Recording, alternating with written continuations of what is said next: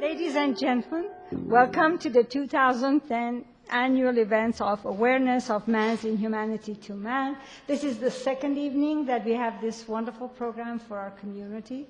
And tonight's event is going to be an evening of discussion and presentations on a very serious topic. I was watching the TV last night, or it was the night before, and they were talking about it. Can you guess how many people are in slavery in the United States, kids of the age 12 to 14? Could anybody guess that? There are about 300,000 kids in the United States who are in slavery of the ages 12 to 14. And there are about 27 million all over the world. So just throwing some numbers, I would like to invite Mayor Ara Najarian, who is the chair to the committee and to all the events of the Week of the Remembers. Mayor Najarian.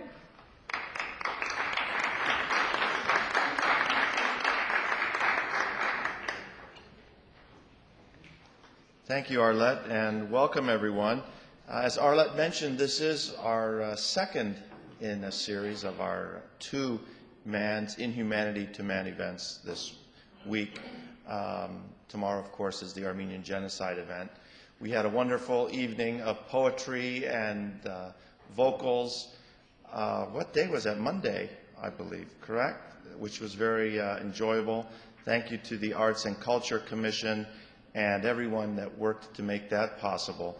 This is a very interesting topic that we're going to hear about today, and I don't know much about it. I've picked one of the handouts and read about some of the instances of human trafficking and how you can identify those people who are being held as slaves, as forced laborers. It is a tragedy that this is happening in the United States. And if you think back about once a month, or maybe even more often, we hear these stories of immigrants who are being found and rescued by local police departments in these homes which serve as jails or holding cells for them, where they must either return from work to spend the evening, earn money to indemnify themselves, to free themselves from any debts that they owe to the traffickers, or their family and loved ones be placed in danger in their native lands. So without further discussion, I'm ready to hear the experts and hear the panel discuss this very interesting and timely topic, clearly in lines with our Man's Inhumanity to Man theme. Thank you very much. Thank you, Mayor Najarian. Now I would like to invite Armina Lamana, who is going to be the moderator for tonight, to come to the stage and start the program. Thank you.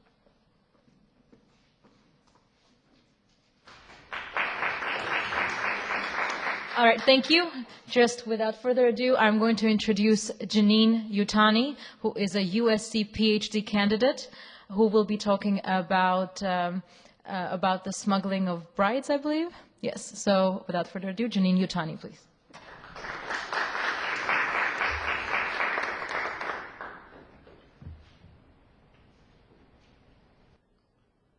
One of the things when a lot of people think about human trafficking, they think about certain things. A lot of the time it's women in the sex industry. That's kind of something you think about. I'm going to talk about something a little bit different, and I'm going to talk about it outside of the U.S., because this happens all over the world. I'm specifically going to talk about China.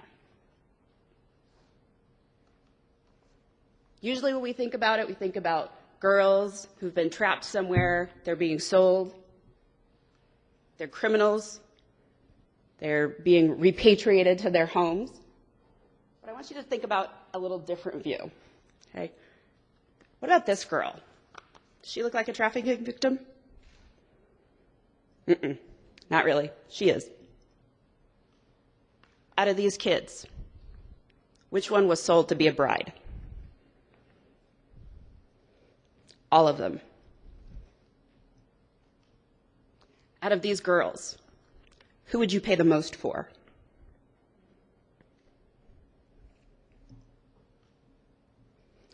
If these were your 3 children, which of those 2 daughters on the right would you sell?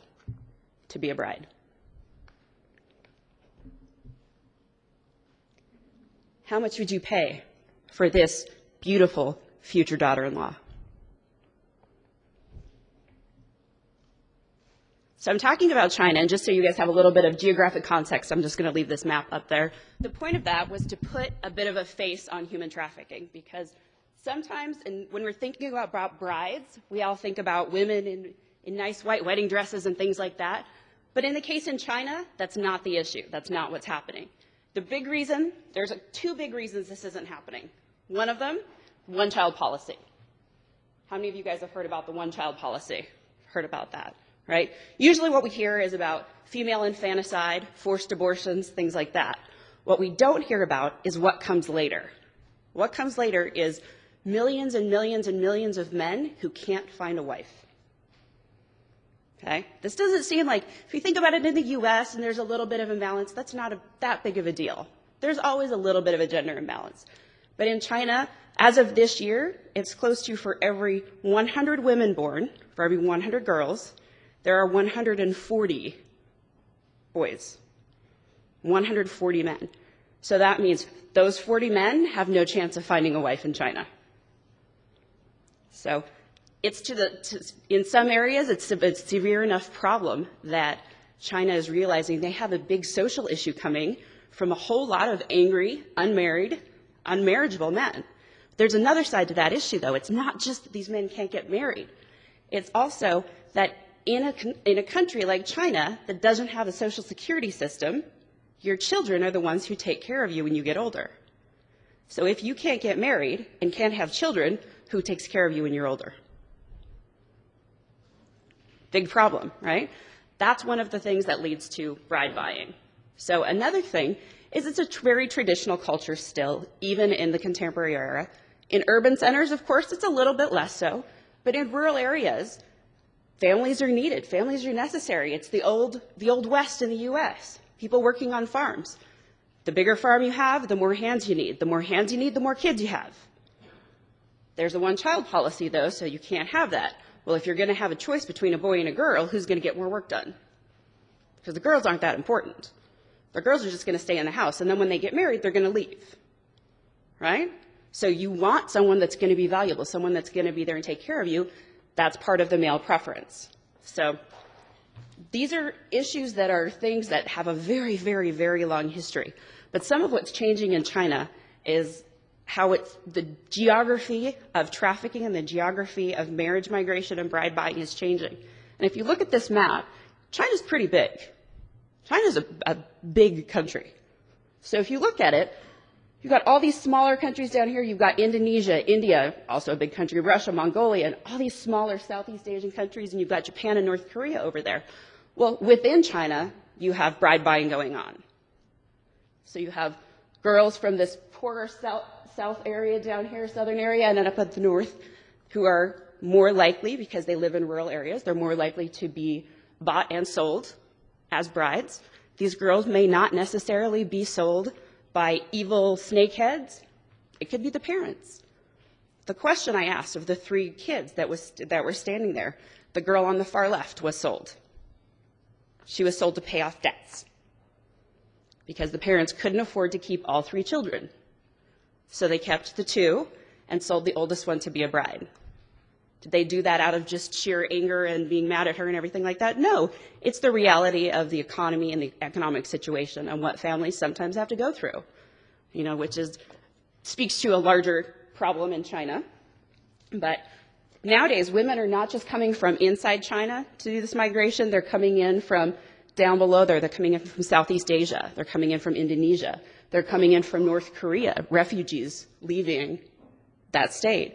They're also coming in from Eastern Europe. The fall of communism did not just affect the West. The fall of communism left a whole lot of women very vulnerable to be trafficked into China to be viewed as brides. And a lot of that happened because coming from like the 80s, 70s, and 80s, blonde hair, fair skin, very, very popular. So if you could afford it, you could buy a white bride. And then you would have pretty mixed children. And that would bring your status up. That doesn't happen quite as much anymore, partially because of the economic recovery happening in the former Soviet Union, but there's still a lot of problems, especially in rural areas, and Kazakhstan and Kyrgyzstan are two areas that are having a lot of problems right now still. But when these women come in, they're not necessarily adults. They're also children, infants. One of the issues is women are still expected to give a dowry to their husband in rural China. Not so much in urban areas, but in rural China. That dowry can be around $4,000 US. That's a lot of money if your annual family income is $1,000 US. How do you afford that? Not so much, not so well. So then, if you can't afford the $4,000 dowry, if the husband can't afford the $4,000 dowry, he's got to go cheaper, right? If you can't buy the expensive car, you're going to buy the cheaper car. So instead of buying a girl from China, but you still want him to look Asian and look Chinese-ish, you're going to go to North Korea maybe, and you'll buy a woman from North Korea. Or maybe you've heard good things, and you're looking for a Filipino wife because she's probably going to be a good Catholic, and then she'll be more subservient. So you're going to look for a Filipino wife. Now, the scary thing is we know how much these women cost. We can tell you. A Chinese bride will cost as much as $4,000, but usually $1,200 to $2,500. I'm guessing some of you probably have $1,200 to $2,500 in your pocket. If not in your pocket, in your checkbook. You could buy a wife in China. Sometimes from North Korea, I just saw a story that was just published a couple of days ago that women in North Korea, from North Korea, were bought for $437 US. $437 US. That's much less than most of us will ever hope to pay in rent for 1 month. Girls from Vietnam, $250 US. There's records that show that a man in China paid as little as $48 US for his Vietnamese bride. So you have all of these issues coming together, all of these problems. But some of the pictures I showed you before were children. And there are, among those children, the same kind of hierarchies, the same kind of structures that we see. That people are picked and selected based on race, based on class, based on what they look like, what the children are going to look like, based on status, based on how much they cost, whether you go through smugglers or it's a family or it's a girl who was kidnapped off the street or a baby who was bought in a back alley. You could buy an infant girl in China, in some of the urban centers in these rural districts, for $25 US. They had a case a few years ago where a child was put on the Chinese version of eBay to be sold. This is the reality of some of these situations. This is the reality of what's happening with the gender imbalance and how difficult it is for people to find a spouse and to find somebody. Here we think the difficulty is you go on eHarmony and you find somebody. If you're in a city, and in that city of 10 million people, you're competing for 500,000 women. There's a problem. And there are whole cities that are made up of millions and millions and millions of unmarriageable men. That's also a big threat to China, because what happens if they all get very angry because they don't have wives? That could be a potential threat to the security of the state. But there are things that are happening. There are things that are improving things. One of the problems is these women are often seen as they're criminalized rather than looking at them as victims and treating them as victims. A lot of these women are brought illegally out of the country they lived in. And when they're brought out illegally, they can't get back. If you don't have a passport, if you don't have residence, if you don't have a way to get home, what do? So these women are oftentimes left in situations that they can't get home, they can't stay where they are, they can't go home. They're kind of in a no man's land. There is some things happening, which is we love to see that there are improvements happening, and that the government in China and some of these countries, Vietnam and China, Cambodia and China, has set up arrangements. So they're trying to work on ways to improve education for girls. So they know if someone comes and offers you a job, he may not be actually offering you a job. They educate parents about the tax breaks that China's instituted to encourage keeping girl children. They educate people about all these programs, and they also help gather statistics so that we can look at these issues. And people like myself who do research in this area can go over and talk to people and find out the actuality and the reality of what's happening on the ground, so we can tell China and the UN and other organizations what we hope can happen and improve the situation down the road. I'm going to tell you just a story. I just want to tell this story. This is one of the stories that I've read, and it just is something that really kind of strikes me. And this is the reality is when we think of buying a bride, a lot of times we go to the sex trafficking type thing. There are definitely stories, but here's an 18-year-old girl. So how many of you, if you have an 18-year-old daughter, or back when you were 18 years old, and a man offered her a job. He said there was money to be made and she could leave and she could do housework for the idle rich and make 1,000 yuan. She would have to go 1,000 miles away from home. Again, this is from within China. She would have to go 1,000 miles away from home. She says, he seemed so earnest and I had to support my family. This is an 18-year-old girl supporting her family, her parents, her grandparents. When she got to the faraway county, she got a surprise. She was forced into a common law illegal marriage to a 37-year-old peasant man who paid the $247 for her life. She spent the next 6 years married to this man. By day, she worked long hours in the field. By night, she was chained in the cellar. When the rescuers found her and were able to get her away, the only thing she could say is, I thought I would die in that place. This is something you hear, can't tell you how many times you hear this over and over and over again, these stories of what women go through. You hear stories about women being bought as a bride, and sometimes they intend to do it. They'll set it up and there's great opportunities. You can marry a wonderful Chinese man. They'll go through these marriages, and then they'll find out they live in a community where there's no other women. So their husband will pimp them out to the other men in the community because the other men can't find a wife either. This causes a lot of problems for the women. Of course, they're, being used, but also when they have children, whose children are they?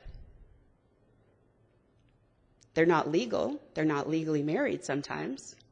If they are legally married, they're caught, North Korean women, if they're caught on the Chinese side of the border, under Chinese law, they're sent back.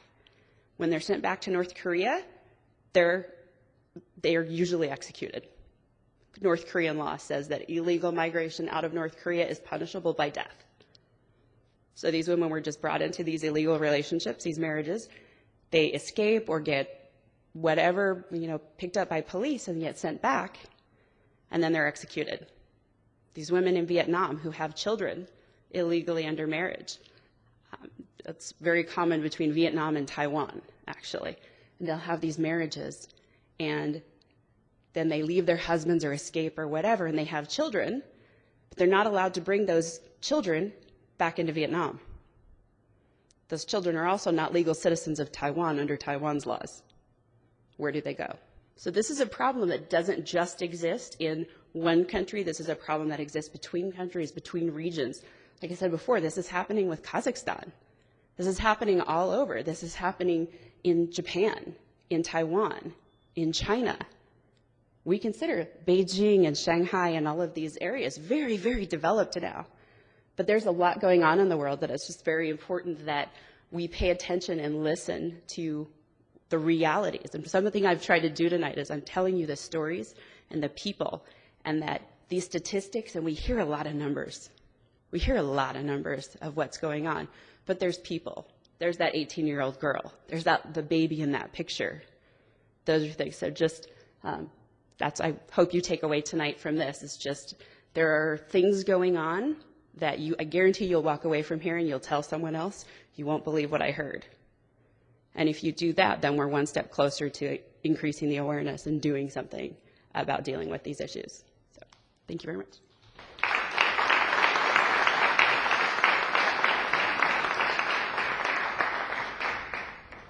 Ladies and gentlemen, as we prepare, our next speaker is going to be Taja McKinney-Zisler from CAST. She's the volunteer coordinator there, and CAST stands for the Coalition to Abolish Slavery and Trafficking, and she will be talking about modern-day slavery. That's the one. Thank you.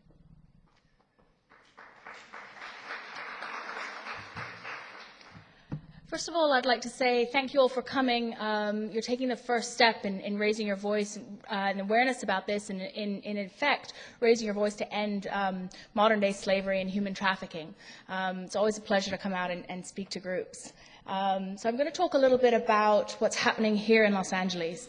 Let me assure you that slavery is alive and well today in our communities, in this country, and there's a lot you can do about it. So I'm going to take a step back from looking at a specific issue and talk about some of the global issues. As we heard earlier, there's about 27 million people currently enslaved in the world today. That's more people enslaved now than at any other point in history. And of those 27 million, there's 2 million new people being enslaved each year. Okay? The State Department says there's about 14,000 to 17,000 new people entering the United States each year. The CIA says it's 50,000. So the honest truth is we don't even know the prevalence within our own communities. It's very hard to get a grip on such a hidden crime.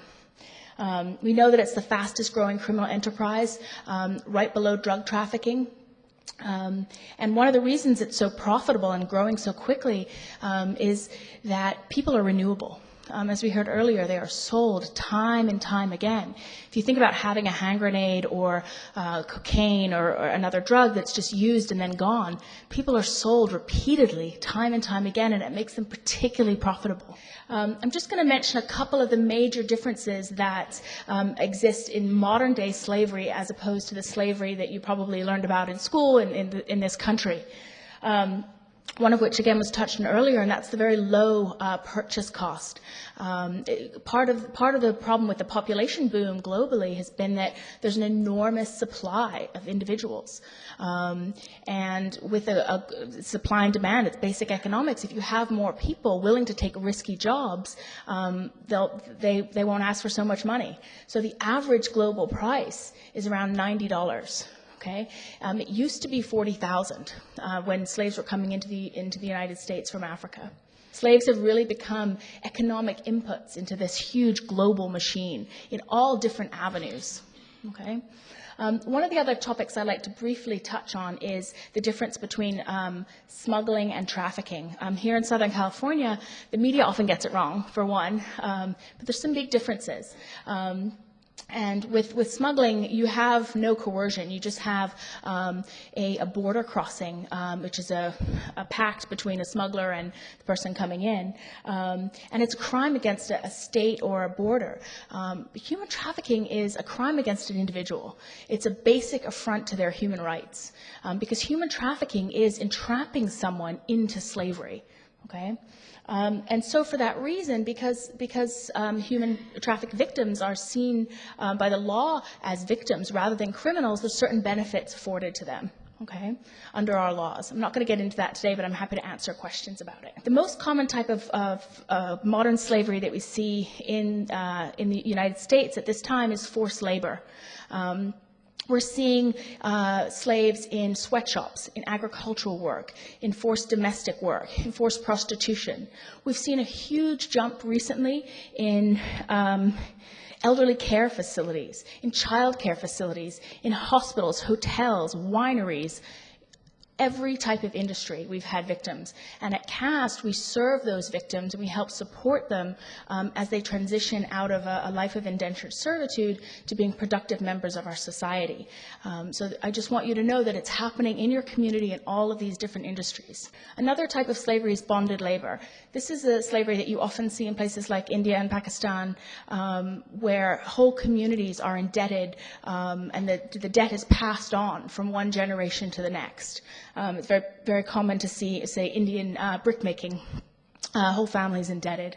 So about 20 of those 27 million are in a bonded labor situation. The third is chattel slavery, where someone is traditional slavery is still considered the property of another individual. Again, not so common. It's seen in places like Sudan, where you have about 90,000 black South Sudanese, known as the Dinkas, who are purchased by the northern Arab Sudanese and held in slavery. They often chop the Achilles tendon, in this case, to make sure they don't run away and to reinforce their ideology. So it's a particularly cruel practice. I want to jump back now and talk about slavery right here in Los Angeles. Are you familiar with El Monte? 15 miles from here?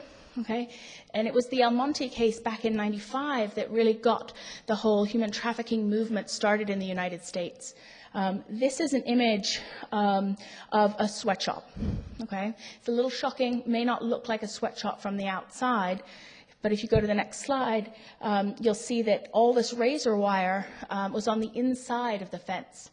Okay, this wasn't to prevent burglars coming in. This was to prevent women from escaping.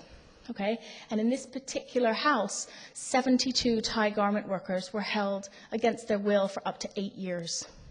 These are some of the conditions that they were working in. This is one of the sewing rooms within that facility. Next slide.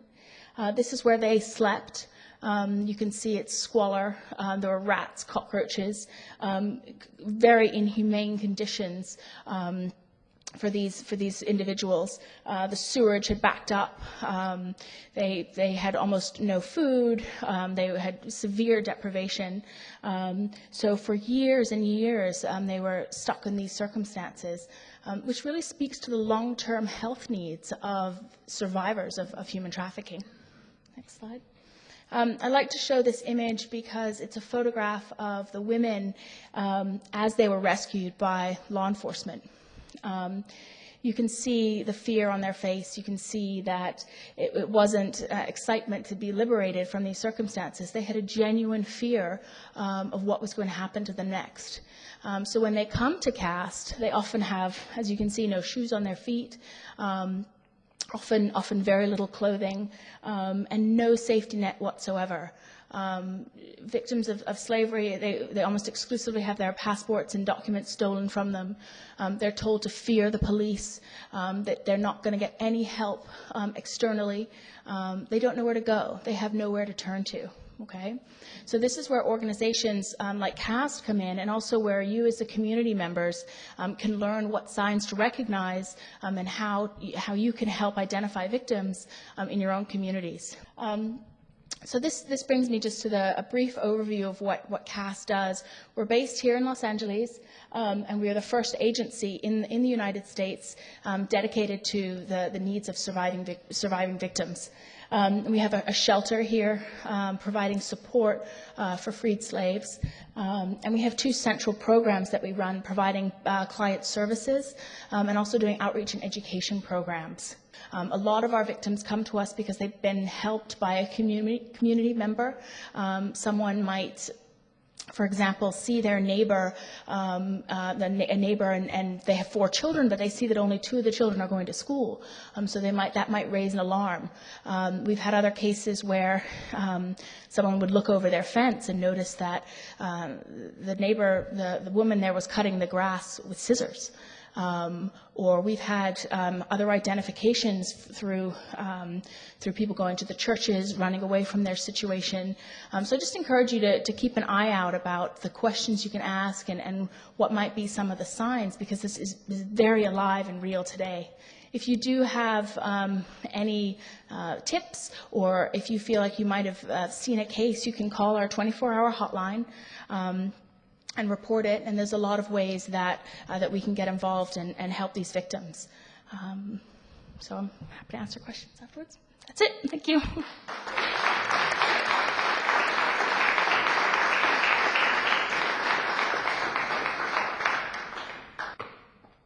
All right, we're going to get started on the Q&A. Just give us 2 minutes to set up the chairs and think up of those questions that you would like to ask Taja and Janine. All right, I invite you up on stage, ladies. I think we have to distinguish these cases from women who are sold to brothels to be tortured, sometimes to death. If you're going to equate both of these cases as slavery, at least give us some statistics so that we can distinguish, because it's quite a different situation. Anyone who knows anything about China's history knows that it's generally that the woman is sold to the father's family. So if that's what you're calling slavery, then I need to be able to subtract those cases from these millions of other cases that you're expecting me to believe are genuine cases of slavery like the ones described by the third speaker. Can you respond to that at all? Definitely. Well, there's the tradition in China that there is a dowry paid for a bride. That's usually an agreement made between families. If it's done traditionally through a matchmaker, it's a practice that still is alive and well today, and it happens. And there's definitely, in that case, it's a negotiation between the families. And nowadays it's more common for there to be a negotiation between the people who are getting married. These cases, while it may be a marriage that is being purchased, it's not legal to physically give money to someone else to buy them and then hold them, particularly if they're coming from another country or another region. And in China, there are issues with regions and whether or not you have rights in certain places. So if you migrate from one place to another and are kept there, whether you choose to stay there or are forced to stay there, that would be considered slavery because you have no rights, you have no protections. Something like you can't go to the hospital. They're not going to take care of you because you don't have the papers that say you have the rights to be seen in that hospital. In the issues where it's someone being brought in, if it's a North Korean woman who's crossing the border into China illegally to escape the terrible situation in North Korea, she may choose to enter into a marriage, but that doesn't mean that it's a marriage that she would choose to be in. Otherwise, it may be to protect herself from going back to North Korea where she's going to be executed. She's forever under threat of being caught by the police and sent back. She's under threat of being used by her husband. Her children are, again, not going to have rights. So those children don't have the same rights that a legal marriage that is recognized by the state is going to have. And even in those cases of legal marriage, I would argue that in these cases where there is a legal marriage and the women are forced to be prostitutes by their husbands, that's slavery, that's sexual slavery.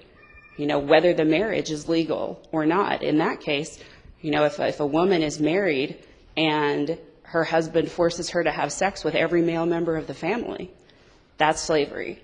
But there's a difference between kind of the traditional dowry and the way that's done and the agreements that are made between matchmakers and between families and the situations where a price is paid to have ownership of that human being and to be able to do with them as you please or to have control over them because it's either hazardous or illegal or they're unable to leave and get out of that situation. All right, do we have another question? I had a question. Hi. Does the government, do they do anything to prevent all these things happening, or do they just close their eyes over? I'm sure they know what's happening in their countries, but are there any organizations that try to help these people from maybe going and let's say somebody, instead of running away from the families and going and trying to get legalized and stay in the countries with their kids, do you work with any of those organizations, or do you know any? There are some organizations. One of the problems in China is that civil society in China is not as developed as we are. An organization like CAST isn't gonna work in China. Just a couple of years ago, there was an incident where China kicked out a whole bunch of international NGOs. They have a thing they're doing now, human rights attorneys who are trying to advocate for the rights of Chinese citizens who are under threat for human rights violation or who are trying to prosecute human rights violators. They're, in order to save face in many cases, they're simply stripping them of their legal documents, so they aren't practicing lawyers. So instead of saying we're not going to talk about the case, we're going to pull this. So there's civil society issues going on in China that make those kinds of organizations difficult. At the same time, there is a push happening with the government. It's really recent, so it's really new, and there's not a whole lot of hard data to say it's working yet. They've instituted programs. There's a Spring Bud program where they're trying to educate rural families about the law is that now you can have, if you have a girl first as your first child, you can't under law have a second child now. If you have a boy first, you have to stop. But if you have a girl first, you can try for another one. If you have a second girl, you're stuck with two girls. They've made the sex-selective abortions illegal. They've made ultrasound technology and having a doctor tell you if you're having a girl or a boy. They've made that illegal. At the same time, it's probably not that hard to pay off those doctors. A lot of cases we'll hear that women that come over the border, I was like, how did you get into China illegally? Well, it was the local, county police official who walked me across the border. So sometimes there is a degree of involvement with the state and corruption. And I mean, China, if they're going to admit there's corruption in the government, it's not unheard of. But there's also, they're definitely doing things. It's a massive country. One point, I mean, there's differences in the numbers people talk about now, considering the number of undocumented children and women that live in the country. 1.6 billion people. That's a lot of people to manage. And just the infrastructure that's required and the money that's required to do that. We hear about this massive economic boom in China, but they still have an economy smaller than the US. Look at all the economic problems we're having. We couldn't take care of people after Katrina. There was just an earthquake in China. That's going to devastate that area for decades.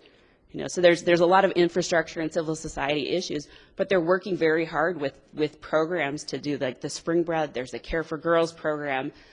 They're trying to do bilateral agreements and bilateral arrangements with the different countries where women are coming from to try to figure out how to reduce this flow, whether it's encouraging education, working with the UN to do different programs in the Southeast Asia and that greater Mekong subregion of Southeast Asia, and to try to, put an end to it. They're definitely trying, but as you heard, it's a massive, massive problem.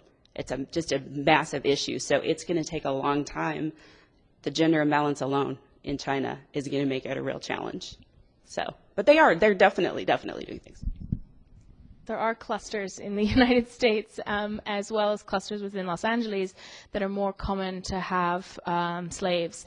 California, Texas, Nevada, and New York are the 4 states within the United States that are most common to have slavery. Of course, Los Angeles in California is the top destination.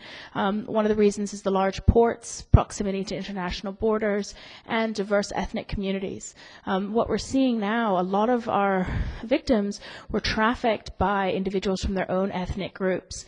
In that way, it differs greatly from old slavery, where those ethnic differences were really exploited, and they said, oh, I'm of a different religion, I'm of a different color, therefore I'm going to dominate you. Now what we're seeing is people are dominated by people who speak their language, who come from their own country, because they can hide them within these ethnic communities. Whether it's Koreatown or Chinatown, it doesn't matter. They don't stand out. They're hidden in plain sight. And also they don't have necessarily the language capacity to ask for help. So a lot of victims are really trapped by an inability to reach out and ask for help, because the only people that they can communicate with in their own language are their traffickers. So it's a big problem here. And within Los Angeles, we have cases in every community in Los Angeles. We serve hundreds of clients. We have an active caseload now of a couple of 100 clients, and I assure you they're from all different areas of LA County. Another question?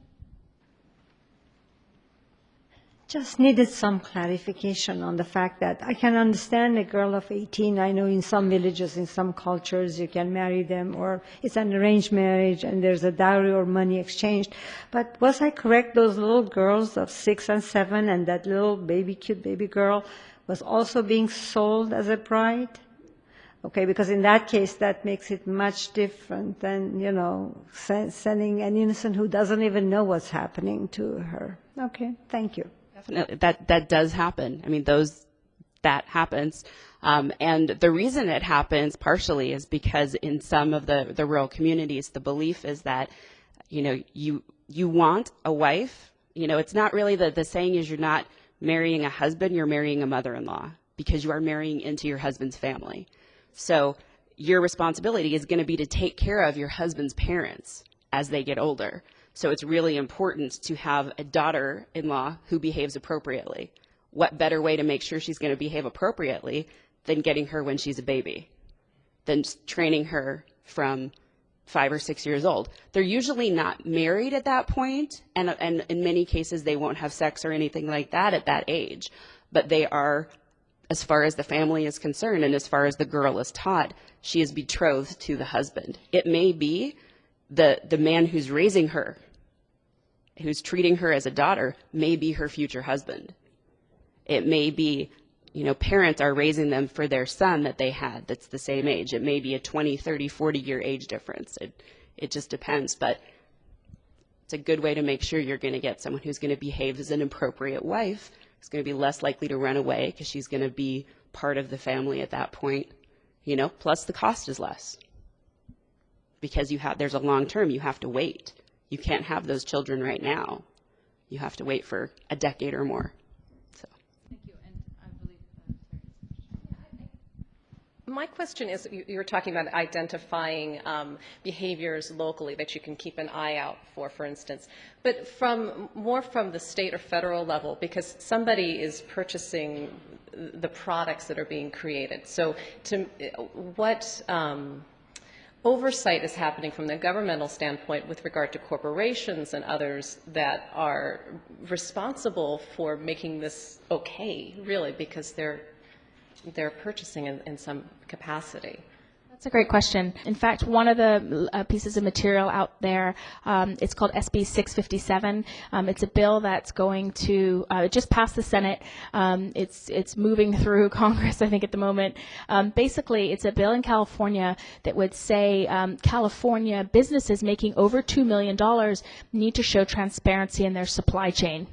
This will allow the government to have a bit of oversight and make sure that companies aren't importing massive numbers of products made in sweatshops, particularly out of the country, but also within the United States. So it's a really important piece of legislation that will help us monitor what's going on.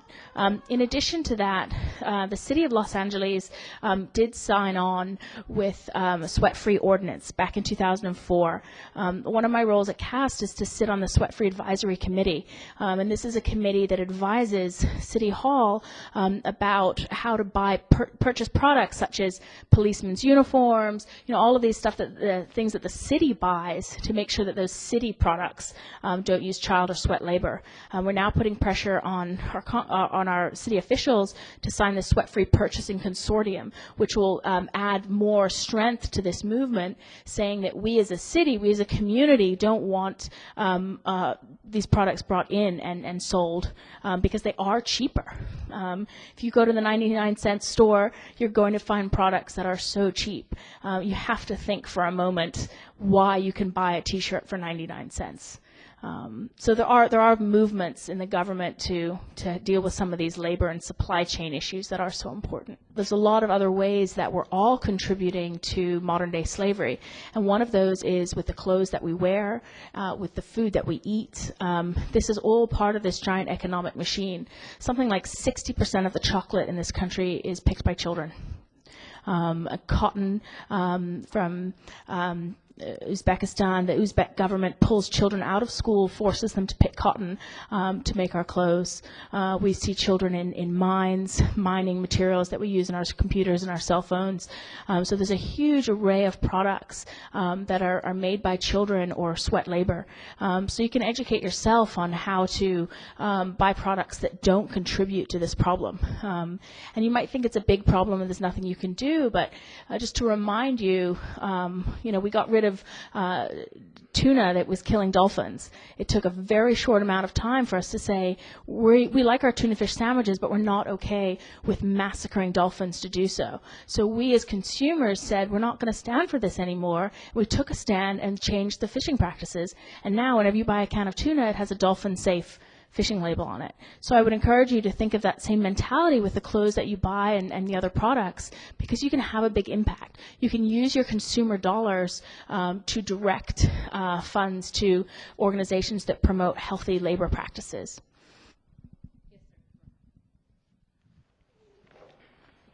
First of all, I'd like to thank the speakers for sharing with us tonight. It's very informative. I'd like to first share with you, in 2005, I was involved in an investigation in human trafficking of Armenian women and children from Armenia to the United Arab Emirates. And as a result of our investigation in a documentary that we put together, the State Department placed the United Arab Emirates on Tier 3, which is the blacklist, and it requires sanctions. And my question is, how effective is it? How devoted is the United States government to actually enforcing the list? I would say, first of all, thank you for shining a light on a situation that was happening with the Armenian women in the UAE. I mean, first of all, that's doing something incredibly significant for those people and making that awareness.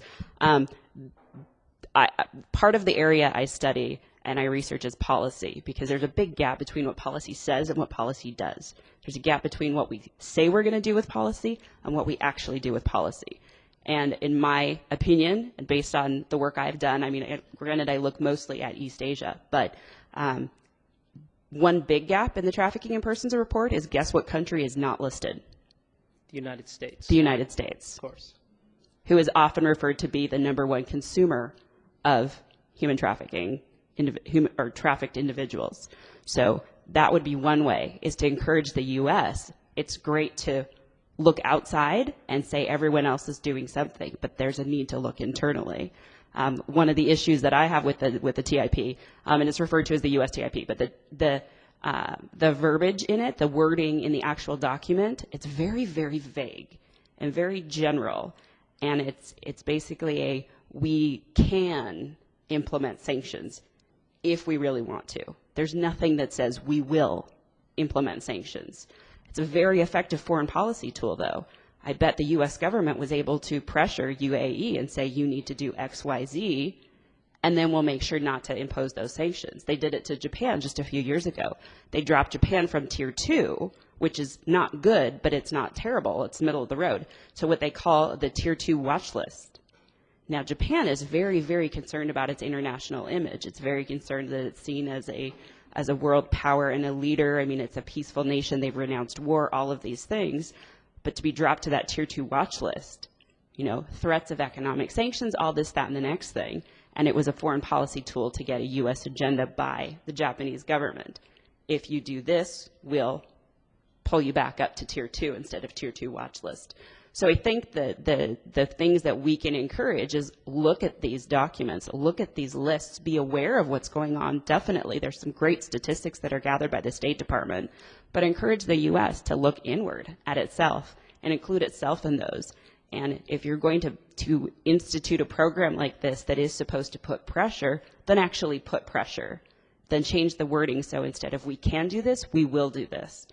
You know, so I think as consumers and people who live under these policies and fund this State Department research program through our tax dollars, we have the right to expect more and demand more and ask more.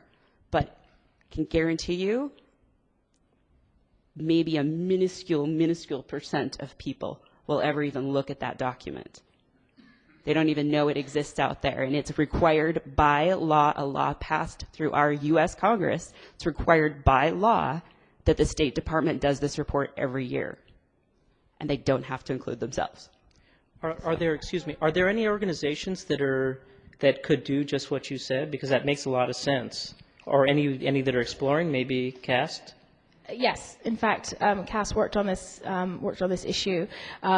Secretary Clinton has now vowed to add the United States to the TIP report for the first time. So they were planning on having hearings. The first hearing actually was scheduled for here in Los Angeles in early January, which is Human Trafficking Awareness and Protection Month. However, with the underwear bomber happening at Christmas, they canceled those hearings. It's just typical, really, that human trafficking gets pushed down the agenda if there are drug trafficking or terrorism threats, it tends to get pushed down. And you look at the percentage of the amount of money spent on fighting human trafficking is a fraction of a percent spent on any other form of trafficking. So I echo that sentiment that we need to look inward, but we also need as society to tell our representatives that we want funding for human trafficking. Currently, there's only $9.8 million per year in this country. That's a tiny, tiny amount. I mean, I don't know how much they're spending in Iraq on an hourly basis, but I think it's more than that per hour, fighting wars and not addressing what's going on in our country. So currently there are bills on the table that need your support. So if you go to CAS's website, you can find information about where you can say, hey, I want to fund human trafficking awareness and programs within our country. So that's a good place to start, because only by us coming together and actually saying we care about this issue is our government going to take a stand. We do have Ambassador Louis Baca, and he's been very, very supportive. He actually worked on the El Monte case, so he knows trafficking in and out. He's the ambassador at large for human trafficking, so you can contact his office, and you can find ways to help show your support. And I think that's the best method for us to actually get our government taking bigger steps here and globally. Thank you.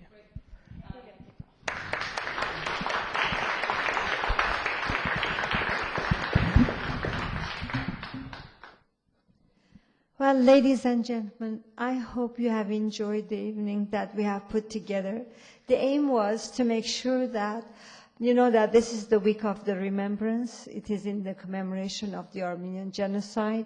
We wanted to make sure that our community knows that we welcome and we try to discuss all the pains and anguish that goes on in the world.